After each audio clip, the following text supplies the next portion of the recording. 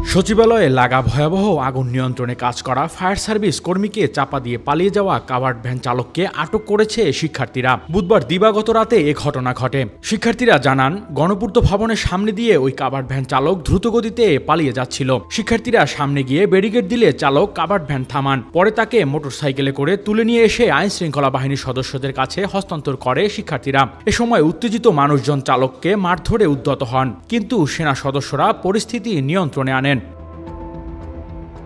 প্রত্যক্ষদর্শীরা জানান, ফায়ার সার্ভিসের একজন সদস্য বিকল্প পানির ব্যবস্থা করছিলেন। এ সময় তিনি পাইপ কাঁধে নিয়ে রাস্তা পার হচ্ছিলেন। হঠাৎ একটি দ্রুতগামী কাভার্ড ভ্যান পেছন থেকে তাকে ধাক্কা দিলে তিনি রাস্তায় পড়ে যান। মাথায় পড়া হেলমেটটি সঙ্গে সঙ্গে খুলে যায় এবং রাস্তায় রক্তের দাগ দেখা যায়। এদিকে সচিবালয়ের সামনে আগুন নির্বাপনের কাজের সময় ট্রাক চাপায় আহত ফায়ার সার্ভিস কর্মীর মৃত্যু হয়েছে।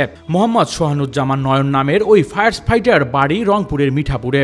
ফায়ার সার্ভিস ও সিভিল ডিফেন্স অধিদপ্তরের মহাপরিচালক DG brigadier general Mohammad Jahed Kamal সচিবালয়ের সামনে ব্রিফিংয়ে এসে নয়নের মৃত্যুর খবর দেন।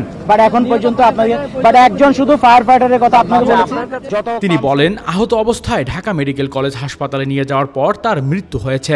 ফায়ার সার্ভিস জানিয়েছে, ফায়ার ফাইটার সোহানুজ্জামান নয়ন 2022 সালে 61তম ব্যাচে যোগ দিয়েছিলেন অগ্নি নির্বাপন বাহিনীতে। এর আগে রাতে সচিবালয়ে 7 নম্বর ভবনে আগুন লাগার খবর পায় ফায়ার সার্ভিস। সচিবালয়ে অবস্থিত ফায়ার সার্ভিসের ইউনিট আগুন নিয়ন্ত্রণের চেষ্টা করে রাত 1:54 থেকে।